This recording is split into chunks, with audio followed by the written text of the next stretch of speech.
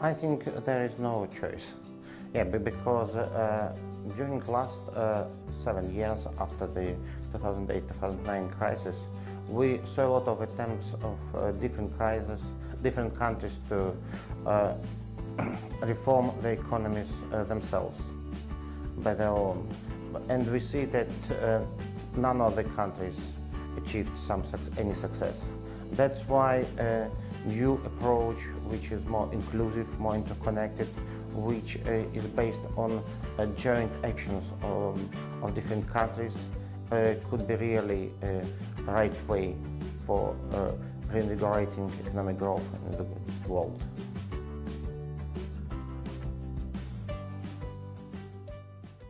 With the G20, I think the important area to coordinate is infrastructure finance. We are failing to get money for infrastructure at reasonable prices to all the developing countries. So the big coordination success of the G20 and of this presidency, I think, would be if we are able to get infrastructure finance, which includes all environmental finance, at concessional rates, not even at concessional rates, at rates that are the same as the rates that Walmart gets to the developing countries. That can be done through better coordination between governments. The Asian Infrastructure Investment Bank, AIIB, has just been established. I think it is very, very timely. You know, the infrastructure requirements of emerging markets are huge.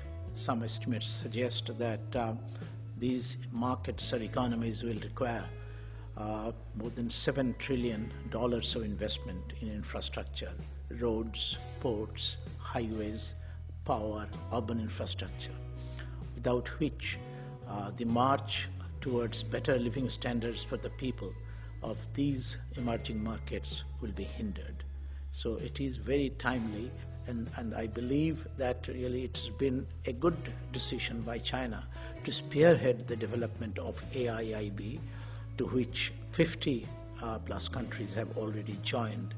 And I do think that by providing financial and technical assistance to infrastructure in developing and emerging countries, it will really unleash the potentials of those countries to move forward, to march forward to better living standards of its people. Our conclusion is that the infrastructure investment requirements are massive, and they are not currently being met. Neither the domestic resources of the countries nor the resources of international organizations are enough. There is a need for more resources. So, AIIB's establishment is a welcome source of additional resources to invest in infrastructure in not only Asia, but hopefully in other countries too. I think the process of One Belt, One Road is about developing infrastructure, helping countries develop infrastructure. So Chinese investment in these countries are quite important. And I was recently in Africa, and people were saying how they come to China for short visits and are impressed with what they see in Shanghai and Beijing, and they want their country to look like Shanghai and Beijing. And so it's good that China is doing tremendous work in countries like Africa and continents like Africa to develop various kinds of institutions and infrastructure. I think it is important in the neighborhood as well that China does it.